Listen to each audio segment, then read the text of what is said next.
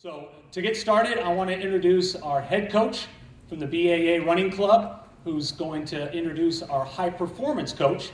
So first up, Mike Peroni.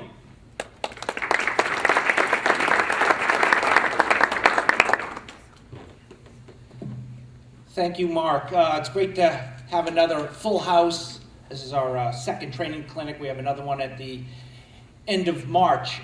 Show of hands, how many folks are following a training program of some shape, form?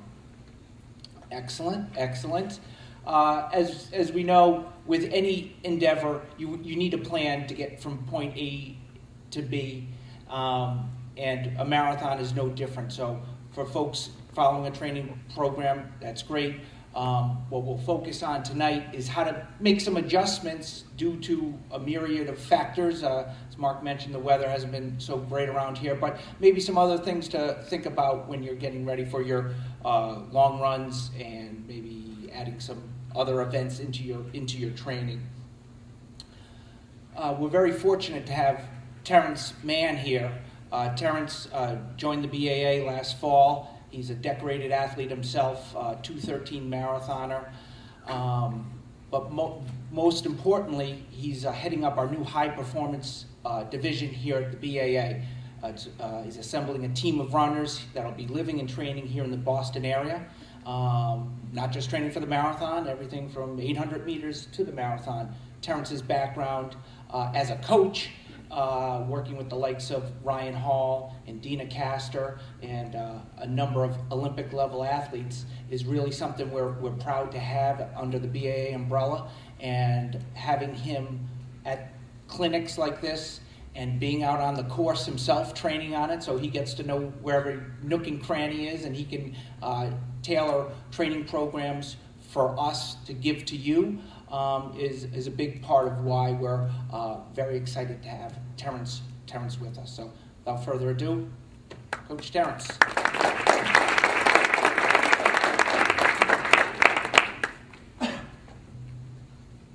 Hey everybody, how's it going? Getting your training in? A little bit, pretty solid, great. What we want to do tonight, like Michael said, is kind of just get a good check-in with how everyone's doing training-wise, but in the same sense, kind of go over probably some of the questions people have had with their own training in regard to, I'm following a schedule and, a couple snafus come in, whether it's blizzard or can't get to the track or whatever. So we want to come up and just give you kind of some good ideas and concepts that we follow, concepts that I've used with my elite athletes over the years, and things that can be, adapted for anybody, whether it's first-time marathoner or someone who's, running their 10th marathon. So we want to go over that this week. One of the first things we want to do, kind of talk about in this regard, is whenever anyone commits to the marathon, whether it's a 12-week program, 16-week program, it's a long haul. And we're kind of at the point now, about 8 weeks out, that if you've been training regularly, you're probably going to start to feel a little bit tired, legs are feeling a little dull. And so this is a good time, what I look at with my elite athletes we got to, look at maybe putting a race in there. For one reason, we want to look at options of putting races in there in regard to just kind of seeing where you are. Another way is just try to freshen up a little bit, or just kind of give you an indicator of, certain things I want to try to get done in the marathon and give us a little dress rehearsal. So we're going to go over a little bit of that tonight. So like our slide here, kind of how to add races in. So if you're marathon training, it's probably not the best time to go out and try to go for your mile PR. Legs are going to be a little dead. So when we talk about, what we want to do in terms of adding a race, probably a 10K is about maybe the shortest range you'd look for in terms of getting some good feedback towards your marathon. But also anything like a 15K, 10 miler. We have the New Bedford half coming up on, when's that, Mike? March 16th. So again, another kind of great thing to do in terms of throwing some races out there that give us some indicators. So we'll kind of go over what that's about. So when we talk about a race in regard to, let's say, a fitness test, What we're really looking for is, maybe starting with the first question is, do we have a marathon goal? And, whether it's breaking 3 hours or 3.5 or 4 hours or whatever it may be, we kind of need to know where are we in terms of, hitting that goal. And we call this, little milestones along the way. So we don't really know what that's like when we do just kind of our weekly training in and out, because we never really rest for that. We're doing, either increasing our mileage and getting the long runs in. So you never do a best effort in practice. So a race gives us an opportunity to kind of give us our best effort right now. And it gives us a little bit of feedback of, hey, yeah, the training's going well. Or you kind of look in the mirror and say, yeah, I have missed some of those long runs. And it gives you a little bit of chance to kind of get back on the horse, so to speak. So for us, the race as a fitness test is really just one for each of us in terms of our own goals of, hey, am I getting it done? What do I need to do? It's 8 weeks to go. I still got a lot of time. So, hey, get out there and, get in shape. So in regard to the next one, what we call race as a marathon pace run, I like these a lot. For me,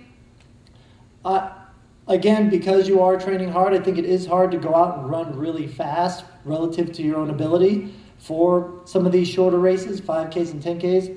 So I like to use running some of these races, particularly, let's say, like this New Bedford half, as kind of a goal pace run. Give you the ability to feel what your marathon pace is going to be like, but in a shorter distance.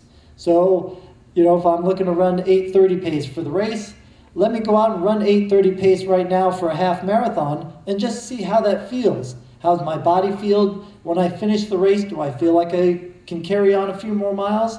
At this point in time, you probably don't feel like you can carry on a whole nother twice the distance, but you should have that feeling like I finished the race, but there's still a lot left in the tank.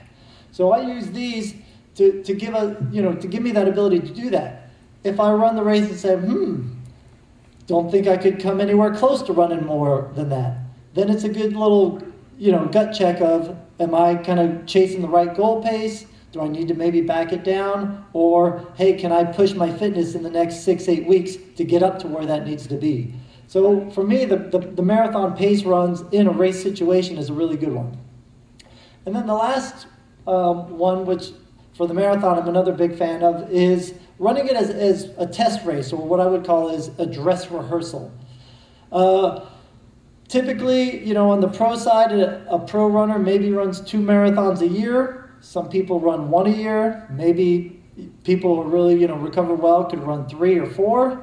But the reality is you put a lot of effort into this marathon, particularly Boston, and we don't want to screw it up. So when we pick a smaller race, we can kind of do it as a dress rehearsal and test some of the things that, we may not necessarily think could be snafus come Boston Marathon race day, but often happen to a lot of us. I personally, let's say I've ran marathons and blistered up in my feet, because I wore a bad pair of socks or a bad pair of shoes.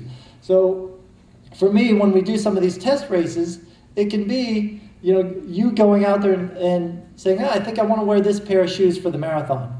Well, let me test it in this race. I think, these are the socks I want to wear. Well, let me try it with these shoes. This is the pre-race meal that I'm thinking of having. Let me try it the night before. What do I eat in the morning of the race that's not going to bother my stomach? Let me try it in a race like this. These are opportunities where you can make some mistakes and fine-tune it so that come race day, we've ironed out all those things and you're going to have a good event and not worry about it. The worst thing I've seen is, an athlete that shows up at the expo and decides to get a brand new pair of shoes that they've never had before. Come on, raise your hand. I've seen some smiling. You throw them on there, race day, oh man, I really blistered up bad. I should have stuck with my old shoes.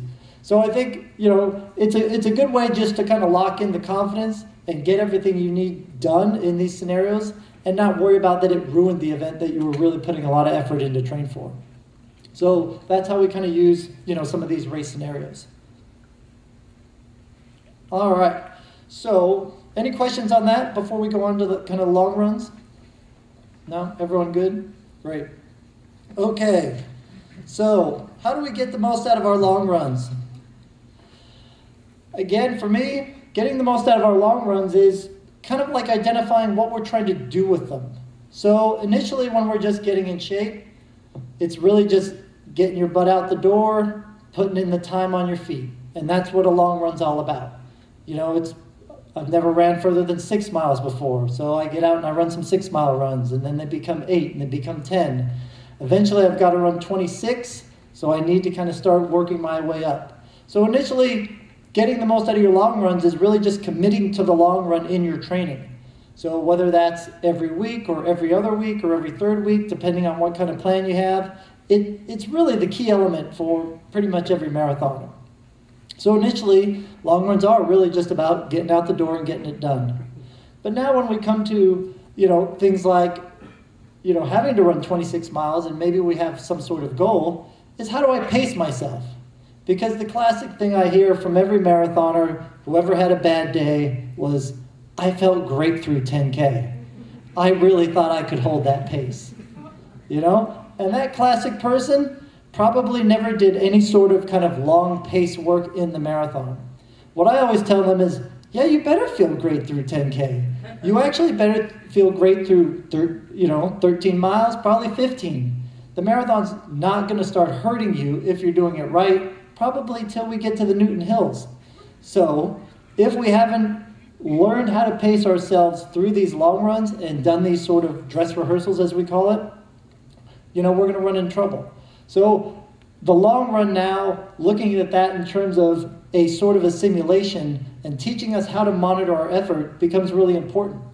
So if we happen to go out and run on the course has mile markers out there that you can check your pace. Most runners now have GPS watches that they can use those as a governor. The big thing is really just paying attention to that and sticking to it. So if that goal is, hey, run a bunch of miles at 7:45 pace, don't go out at 7:35. Don't go out at 7:30 no matter how good you feel. Sure, you can finish it up and pick it up at the end if you feel great, but really pay attention to that front half of that race and really keep it under control. All right, race course simulation. If we know Boston, we know it's got a lot of hills. The one thing I know in my short time here is everyone trains on the uphills of Boston. Have we had a lot of people kind of run through the Newton Hills so far? How many people are training on the downhills? Oh, it's a pretty good handful. Not bad, not bad. Because, I even know a lot of the kind of stud local elite guys, a lot of uphills, not a lot of downhills. The problem with that is the uphills on this course in particular, they're pretty hard, but they're not crazy hard. But they are crazy hard when you've pounded your legs for 15 miles down the course. So becoming a good downhill runner is important. And the only way we're going to do that is get those in. So don't, neglect doing the downhills for the sake of the up. Because I think getting really strong with those downhills, because it is a different loading in terms of the neuromuscular stress, I think it's important to teach it. And there's very few ways to get better at it other than to practice it. So don't not include the downhills in there. Just start gradual with it and work through, and then it'll be much better come race day. And then the last one follows somewhat in line with what we talked about in the race, is test your equipment. So with long runs, we can kind of do it for free as opposed to running a race. But the other thing is we can kind of test it week in, week out. So maybe you're someone who's got a couple different pairs of shoes and you want to see which one feels better. Do I go with the really light pair or pair with a little bit of more support? Well, these are opportunities for you to test those shoes out and see, whether your legs hold up. Do you get calf cramps? Or hey, the legs felt good, or maybe the shoes felt a little heavy when I was running up the hills. So use these long runs as opportunities to test out all of that equipment. Test your shoes, test your clothes. I like my athletes to pretty much do a whole run through during training, probably no less than 3 times of the equipment that they're going to use. Because I want to make sure they don't blister, the singlets or shirts they're going to wear don't cause any chafing. The gels that they have, that their stomachs can handle it, practicing the water and everything like that. So the more we can practice this in the long runs, I think the better success we have come race day.